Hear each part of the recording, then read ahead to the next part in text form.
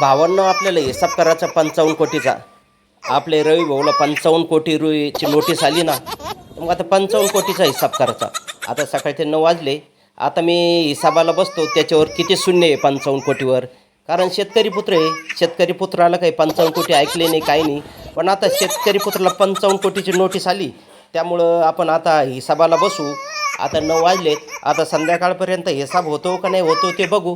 कारण रवी भाऊला बी आता आपल्याला मदत करावं लागणार आहे ना. 55 कोटीची नोटीस आली.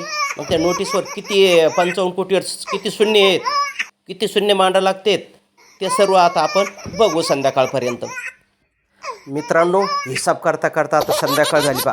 आपल्याला पुढं हजार आणि लाखाच्या पुढं काही हिसाब जमतच नव्हता. पण खूप डोकं लावलं गे नाही की घाम फुटला. आणि शेवटी संध्याकाळचे 4 वाजले आणि तेव्हा मला 55 कोटीचा हिसाब कळाला. मित्रांनो, 55 कोटी या अशा पद्धती. अगोदर 25 कोटी, नंतर 30 कोटी आणि 55 कोटीवर एवढे शून्य राहते बा. बा दोनदा 5 राहते. नंतर अजून शून्य, अजून शून्य, अजून शून्य, अजून शून्य, अजून शून्य, अजून शून्य, अजून शून्य, अजून शून्य. म्हणजे 2 4 6 2 4 6 7 8 शून्य राहते बघा. आता मी रवी भाऊला एवढं आता ते हिसाब करून द्याला. आता त्याचं त्याने पहा कसं द्यायचं. आणि कमी जर पडलं तर मी आहेच ना भाऊ. आता तो साऱ्यांचाच भाऊ आहे. साऱ्या शेतकऱ्यासाठीच बोलतोय. तुला 55 कोटीचा हिसाब जमत नाही तर मी हिसाब करून द्याला. कारण मला काही जास्त जमत नाही. मी शेतकरी पुत्र आहे.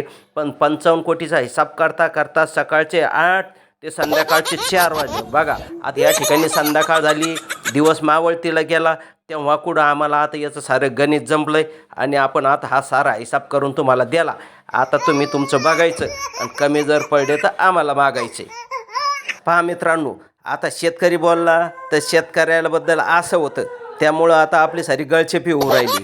संविधानाचा अधिकार दिला, संविधानाची आपली गळचेपी होऊ राहिली आणि आपलं आता काही खरं